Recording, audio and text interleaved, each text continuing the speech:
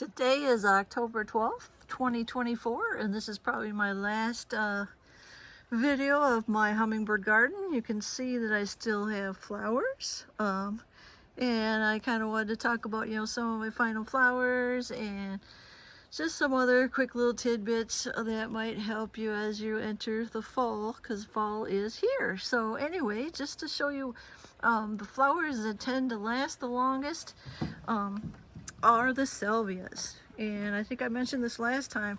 This is pineapple salvia, that it doesn't start blooming until, it just started blooming maybe 2 weeks ago. And now look at it, it's huge. It was in a pot.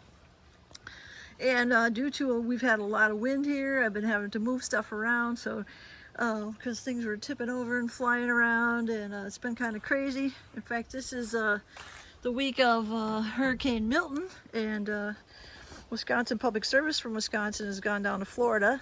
They were supposed to do my electrical upgrade on Thursday, and as you can see, I got all this crap by my house here. But they went to Florida, so they said they'll be gone anywhere from 1 to 8 weeks. But I'm supposed to get my electrical upgrade, and so my cable now, my electric cable, they ran it underground, and they got they had all these flags marked, and I thought this was kind of cute. They actually have kind of a sense of humor where they kind of put, right there's cable buried, and they put it right on my little sign that says "Winding Trail." I thought that was kind of cute. But anyway, so it's been a weird week, but I wanted to point out again, like I said, flowers that do well most of the summer, because you want something for the hummingbirds while they're getting ready to get fat and migrate. In fact, I think yesterday was probably the last hummingbird I saw, and that was probably a migrant. My other local ones probably disappeared the day before that. So, but as you can see, I've got Mexican sunflowers right there. And it's a good example. Keep deadheading, because look at all the different, this is just like one plant, and look at all the I gotta get my pointer going here. Look at all the flowers. I mean, it's like really cool. It's like all over. So anyway, this is a pineapple salvia, where it's kicking at the end. This is a hot lip salvia. You got some white and some red. The salvias really do well. That's a red sage up there. It's related. Here's I think I named it wrong before, but this is Gara, and hummingbirds like it. There's a white one and a pink one, and that's a perennial, which I will plant once I start tearing this all apart, which I'll probably be starting to do that this week, because frost is going to come like Monday, Tuesday. It's supposed to rain tomorrow. We're going to get a blast of cold. That's going to warm up again, so I gotta figure out when exactly I want to do all this.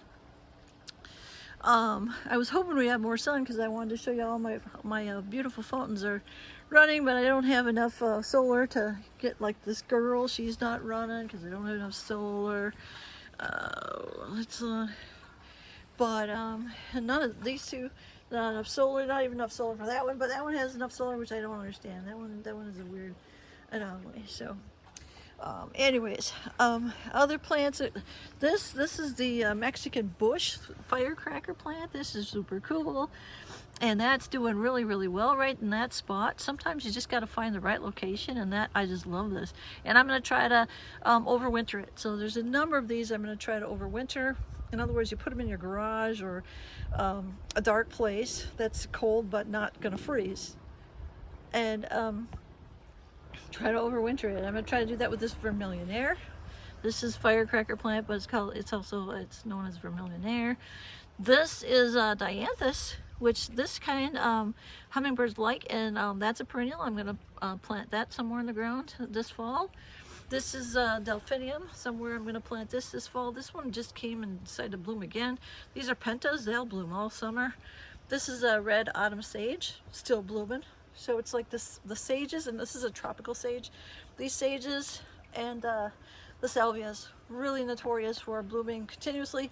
Even this fuchsia back here, I moved it just because you're getting less sun over here, so I brought it out to this area, and the hummingbirds like it. That fuchsia, that's just a regular fuchsia. This is a standing fuchsia. This is still blooming, doing really well. But both of those, they're not going to make it in the winter, so I have to bring those in, or just let them, just put them on a little pile and make a, sometimes I fill in some low spots in the backyard, and it's a way for me to put some dirt in some areas and fill in those low spots. This is still blooming. This is related to the hollyhocks. This is zebra mallow, and I'm going to plant that somewhere. These are these little iron shamrock. These are bulbs, so I guess I'll just dig it out and then replant them. I guess I have to think about that. I have to research all these plants. Let's see what else. I got more pineapple salvia back there. Oh, the honeysuckle back there, the orange, that's blooming again. And there's more Mexican sunflower that I had in a pot. You can see my flowering crab. It's got red berries on it. Oh, another cool plant I got back there is I just got it for shits and giggles. It's an ornamental chili pepper plant, and it does have some little pink flowers, and I did notice that the hummingbirds did go to that, so that was cool. This is the Peruvian lily. Look at how well that's doing, all this beautiful lily, and that I'm going to bring in and overwinter it. There's black and blue salvia. Again, the salvias really do well. Back behind there, that purplish, pinkish, more purplish, that's that spider plant, or also known as cleome. That's still going. Moonflower back there. You see some white blooms that, it blooms at night, so now it's getting kind of icky. You can still see cardinal vine. That's an annual back there. That's still blooming. You can see my canna lilies are still blooming back there. Here's a canna lily. And people ask me, well, how come your stuff is still blooming? Part of it is watering. You got to water them, but you can't overwater them. But the other thing is, I give them a blast of fertilizer. I never used to believe in all that kind of stuff, but I have to take care of my hummers. So, and I just get lazy. I just buy this. It's Shake and Feed, all purpose, Miracle Grow, and it's for vegetables and for flowers. And so, and I just get everything with that. And it has worm castings in it, which I believe are like a miracle fertilizer. So it's a really good stuff. So I just shake a little bit in there, and keeps things happy and helps them do another round of flowers. So I wanted to show you though, one thing I learned, I saw this on a video just recently, is petunias, and this is similar to petunias. How can you keep them blooming and really full of flowers? And the key is fertilizer. And I've noticed that with petunias, they crap out so easily. You gotta keep fertilizing it. So I've been trying to be more cognizant of that and fertilizing.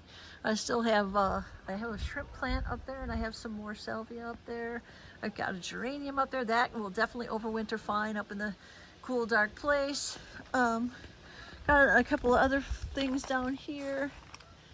Pentas up there. This is a purple sage. You can't really tell, but you can see here's the canna lily. This is another, it's similar to firecracker plant. I'll try to overwinter that. But this is the cardinal vine flower, and it's beautiful, and that's an annual. I mean, I got to get some of these seeds. So you can see all these brown seeds here. I got to just pull those off, put them in a brown bag, let it dry for a while, and then just shake the bag, and just the seeds go to the bottom, and I just put the seeds in a little container and put them in the fridge. So I store all my seeds in the fridge. And it works good, because then they're usually pretty viable. This is it's doing really well now. This is the, it's called, I think it's like Mina lobata, which is also a common name of Spanish flag. And I love this vine now. It was having trouble in a pot, so I put it back here. And I know the hummers are sneaking back here. They were sneaking back here to go for this. So this one, I wonder if I can put it in a pot. I'm thinking about trying to just take it out and put it in a pot and see what happens, but I have to read about it. So there's a lot of plants. I'm starting to make it like a table. Which ones can you treat like a house plant? Which ones can you overwinter, just put in a dark place? It's complicated. So, and there's more of that cardinal vine. This is a plant I got, and it's supposed to just bloom just kind of like pineapple salvia, but I forget the name of it. but it only bloomed once and then it just crapped out, so I'm not sure what that is. It is a perennial, so I'll plant it again. Here's a lot of this 4 o'clock flower that you're supposed to see at 4 o'clock. It's everywhere and it's just reseeding itself. I didn't plant any this year, so I have some ideas on places where I'm just gonna just pull these out and just throw them in some areas, and they're all just gonna come up in that spot, you know. And so rather than just having them like randomly. And again, this is the ornamental. Oh God, I gotta work on this focus, man. This is that ornamental chili. There's some of the flowers. Where are they? There were some purple flowers. Oh, there's a little one that's gonna come up there. Right there. But there are more flowers. Oh, here, look at those. I did see the hummers go to those. And again, this is my flowering crab. It's got these red berries on, and that just attracts the hummers. So maybe some of the migrants coming through, you know, they see that. Holy cow, look at the geese. Oh my God, they're gonna go. They're just passing through, past in front of my house. I don't know what's going on. Probably somebody let their dog out to chase them. You know, that's annoying. So anyways, my and I, you know, I gotta move my man in his shower water fountain closer up so that it's easier to see him, because the birds were definitely hummingbirds were starting to use it just a few days ago. This one is cool. This is a kufia that I planted from seed, this pink one right here. That and the hummingbird moth really likes that. It also really likes the black and blue salvia, which is over there. But unfortunately, the hummingbirds just chased them away. They were just like, get out of here, get out of here. And then I noticed they were starting to go to this one, this kufia, and the hummingbirds don't really care about that one that much. You know, they rarely go to it. It's not real. So next year I'm going to plant some of that kufia in a special spot just for the hummingbird hawk moths. So anyway, this is my little walk around here. Sasha's garden got very weedy. It's got, you know, these are like columbine and some other plants that are supposed to attract butterflies, just like this area. It's got a lot of verbena and milkweed. You can see all this stuff is starting to get old, and I'm going to pull up all the milkweed and throw it back there by the choke cherry trees and make that like a little milkweed patch back there. And I'll figure out I might do something different with the raised beds next year. And there I see I got a bunch of catnip, and there's the grapes are still growing around, and that's their protection area. That's where a lot of birds hide in there, even the screech owl. Which is one of the next things I want to do is I want it to freeze hard, and I want to put up my screech owl boxes with the cam, because I want to see how my screechies are doing. But yeah, I'm not putting them up until the wasps are done, because the wasps are still really, really bad. Here's a geranium too, and I can try to overwinter that. This I got all these poker plants here, and oh my God, they make so much green. Oh my God, was that a running rabbit or what? So I'm cutting all this down to about 10 inches, you know, at each plant, and so that there's not so much of this green crap, because it's just too much. And then I'll mulch around each plant, and then in that way, some of them, there's some poker plants in pots that I'm going to move over here with them. So one of the things I do is sometimes when I see one flowering, then I'll put it in a pot, and then I move it to the hummingbird garden. So that's one of the practices I do a lot, is moving recently flowering plants to the hummingbird garden, and having to pot them. And normally they're somewhere else. So anyways, I kind of talked about all the things. I don't know if I remember. I made this thing just kind of for shits and giggles. This was kind of just a little fun thing where do you go for the hummingbird garden? You go that way, butterfly garden that way, observation deck, screech owls are that way, squatches that way, pokeville's that way, whoville's that way, zombies are that way with the zombie scarecrows, and all the flowers, the fairies, the gnomes, observation deck is all that way. And this is the time of year to buy. Perennials are cheap, you know, other flowers are cheap. There might still be some around. And it's the time to buy like garden decor. It's cheaper, you know. Like I just got this this beautiful concrete bald eagle from William's Little Store. This is still, I can't do my Halloween in the front yard because people don't like my Halloween decorations, but I still have Halloween here. So look at this. It says, God sent Trump because he ran out of locusts. So anyways, but I have at least a little bit of Halloween here mixed in. So, and I can't help it. I just don't like Trump. So it's just me. All right. Let's see what else. See if there's any other flowers. One other thing I find really strange, and you can't really tell here, but I have these beautiful leopard lilies, which are orange, and I bought some online, and look at that. They're not orange. They're this little funky pastel orange. So what is it? Is it the same thing? I don't know. Kind of weird. So anyway, and then this is my beautiful peppermint, and I'll talk about that in a little bit. I got that from Rita. But so anyway, I just showed you all my flowers. They're blooming. Let's sit down for a second here and talk about some other things. And again, just kind of showing you. There's also right in front of me there, that's lantana, man. That just never quits. This is lantana. Beautiful. I'll have to figure out how to overwinter that. That's an annual. And it's like I said, I keep moving things around, so I moved these red poker plants over here because they were blooming so well. I moved that actually from my front yard. Here's some pentas that I put into this little guy with the tummy. And you can see I got a little bit more garden decor because everything is like cheap now. It's like on sale. Well, there's a little more Halloween, and there's a flamingo, and I just changed the food, and I moved this hummingbird feeder. It was over there, and the I don't know what they are. They're either wasps or hornets or bees, but they are just going nuts. I don't understand it. So I think maybe I didn't have I had a little leak or something, and some of the sugar water got out, and they just went nuts. So anyway, so other things I want to talk about. So these are things, you can still have flowers blooming. Like I said, salvia, you can't go wrong with salvia. Salvia, sage, lantana, fuchsia. My honeysuckle, they're blooming for a second time. Mexican sunflower, they're blooming. Pineapple salvia just started blooming. Lobelia back there. There's also agastache back there. I mean, almost everything I have growing is still blooming. Isn't that weird? Maybe it's just because I pamper everything so much. I don't know.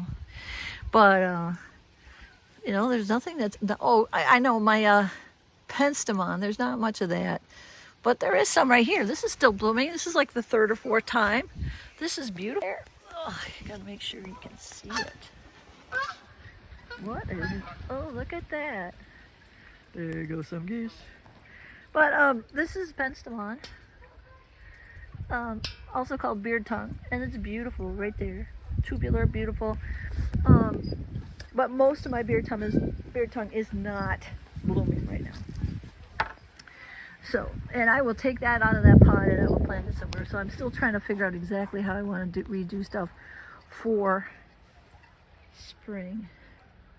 And I still have signage. Oh, I almost heard like thunder. So anyway, so other things to talk about.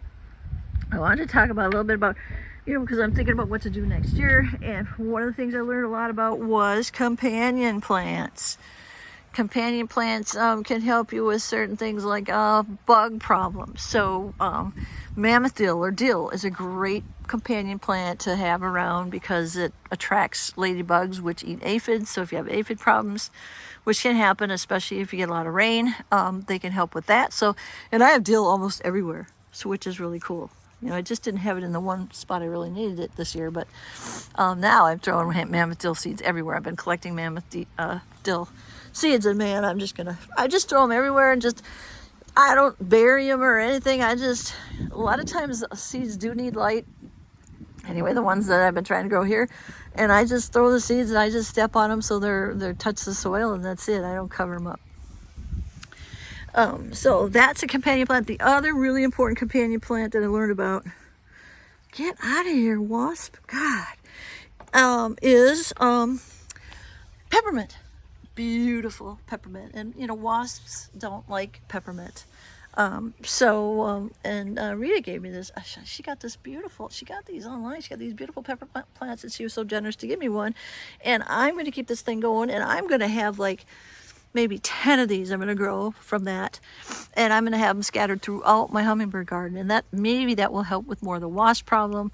And I also know that, you know, certain plants, you know, and I even though I keep away from yellow, the bat face plants, for example, are really attract the wasps, so I have them maybe in the spring, and then I move them because they are just a magnet for wasps. So those are two of the companion plants that I'm going to work on to help my garden. The other thing is, so the peppermint, you can also, besides getting peppermint plants, there is, and I've been using this, but it, you know, you got to keep applying it all the time, is essential oils or, excuse me, concentrated peppermint. And you can just put some drops on feeders and stuff like that, but it doesn't always work, and you know, you constantly have to reapply it. So these peppermint plants, that's a cool idea. And then I wanted to talk a little bit about critter problems, because people are having critter problems. The squirrels are digging holes, burying their nuts, and you know, or you might have rabbits or some other critters. And just a couple quick things on critters. You know, what I do if I have a critter that's really, really annoying is I'll use these chili peppers right there, and you can buy that kind or that kind, but I get it at the pig, the wobbly hog, the Piggly Wiggly, and I just put chili peppers around the plant, you know, and that helps. Sometimes, you know, the squirrels are just so insisting that what you have to do is you almost have to do like chicken wire. You bury the chicken wire, then put some mulch on top, and put it all around your plant. And then they can't really dig because of that chicken wire, which is also covered up by the mulch. That's if you have plants in the ground. That is another thing you can do. Other critters now, and I've done this before. I didn't do it much this year. I used this one a little bit, but I forgot to talk about this before. But like if you got like raccoons, I did this more for raccoons. But what you could do is you could buy these little solar things, and they have these two little red eyes, and so they're solar, and so they get charged by the sun, and then at night you'll just see these little red lights. It looks like two eyes, and it can scare away like the raccoons if the raccoons are kind of tearing things apart. This was another one that I had. It doesn't work anymore, but this one lasted. It still works, and I've had it maybe 4 years. This one, it's dead, and so I'm going to get some more of those. Some people say they don't work, but other people say they work great. So you know, I think they have helped, because you know, I haven't really seen any raccoon issues. The only time I had raccoon issues was when I had grape jelly out for the Orioles, and then I stopped putting it out, or I would bring it in at night, you know, so that they could be eating the Oriole jelly. That's one thing I did. So that's one thing you can do to deal with critters. The other thing I had to do, I had this red-tailed hawk that showed up like 3 weeks ago, and now I haven't seen it for a week, but it was here every day for 2 weeks, and it actually had this it had things on its legs. It had like a bell that it was tethered, and when it would fly you could hear the bell and everything, but it would come through here every day, like 9 o'clock in the morning, twice a day sometimes, and I could always tell because the squirrels were making a noise, you know, and then the other birds were quiet, and you know, I was looking for food. Well, I was sitting on this deck. So this is my deck here. I was sitting on the deck, and one day this red-tailed hawk just flew. It was right over here. So it was right over here, and it's like it had trapped a squirrel under this deck, and it flew, boom, right past me, and then up into, you know, the neighbor's dead tree, or no, up on that fence over there. So that scared me. So what I decided to do is to close off my deck, because I do not want, you know, other animals, you know, where they're trapping animals and trying to, you know, I don't want any activity underneath my feet. So I just, you know, boarded this all up. So that was an interesting experience. The other thing I wanted to talk about was, oh no, what does this say? Did the thing stop? There's no way that I've only talked for 6 minutes. Can that be right? Maybe. I don't think so, though. That is so bizarre. That's weird. Well, it looks like I'll have to merge together more than one video, so that's kind of weird genies going on here today with my iPhone. I don't know what all happened. So hopefully I got everything I wanted to talk about. I just talked about critters, I talked about companion plants, and the last thing, and fertilizing, that's critical. The last thing I wanted to talk about, though, was new critters that I saw. So, and I'm also collecting seeds. Yeah, squirrel. Yep. So new critters I saw. So some of the cool things I did see this year that I have not seen before, and I had seen sphinx moths before, but this year I saw, which unfortunately I can't point one out to you, I saw some hummingbird hawk moths. Actually, I saw them one other time, but I have like 2 or 3 of them. Originally I saw one about, what, a week ago or so. And then it disappeared because the hummingbirds are just on its case. And then just like 2 days ago, I saw like 2 of them, and they were going to different plants. And so, and I saw it this morning at 10 o'clock. So they are really, really fast. They are harder to photograph than hummingbirds. Incredible. So look up hummingbird hawk moths. The other critter I also saw, so I also saw that red-tailed hawk that has the bell on its leg, but I also saw, oh, they're called, I wrote it down, it's a black butterfly, and it's called morning cloak butterfly. I've never seen those before, and I had one of those here, and I got a couple pictures of it. And I had some other butterflies that I don't see that as often, and you know what, I didn't have as many painted ladies as I usually have. I had some red admirals, but what I had a lot of was this little, it's called fiery skipper butterfly. It's an orange, it's a tiny butterfly, but and it's almost aggressive, but I had tons of this little fiery, it's like a skipper, fiery skipper butterfly, that's what they call it. And it's not, I guess it's not, look at that, more geese, it's not that common really. What the hell? You can tell it's fall migration. But that was, look at that. That was super cool to see that that butterfly. You know, and I also had the question mark butterfly, I think it's called, and I had some other ones. But and I even saw a monarch yesterday, and today I still have a couple of monarchs. You know, they got to get out of here. Those migrate. I don't believe the morning cloak butterflies migrate, they hibernate. And I almost think the hummingbird hawk moths, they don't migrate either, but this is kind of the butterfly area that's getting kind of icky. But still have tomatoes, but they're kind of slow to ripen.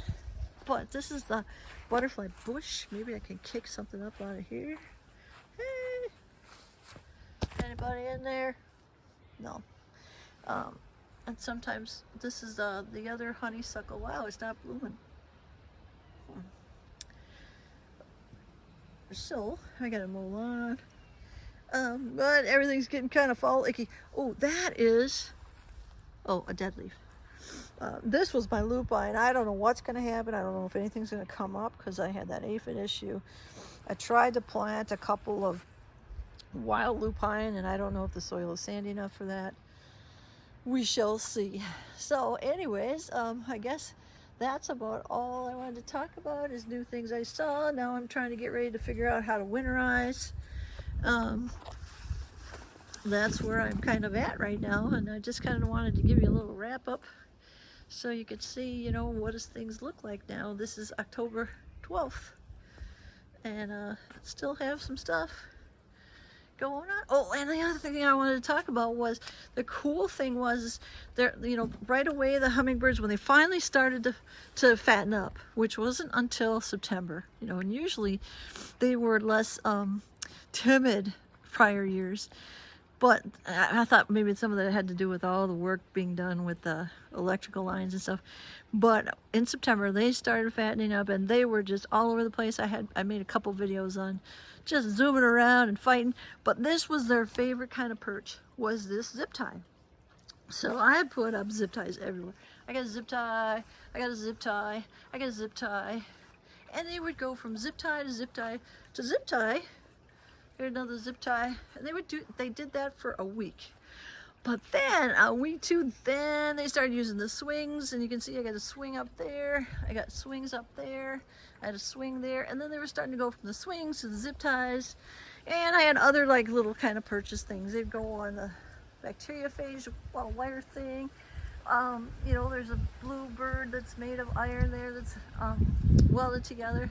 You know, they were just going from all kinds of places, flying around, and it was like a playground, and they absolutely loved it. So I would have to say I think my hummingbirds are probably spoiled, but hey, they're wonderful creatures, and I want to keep them going because they, you know, supposedly like not that many.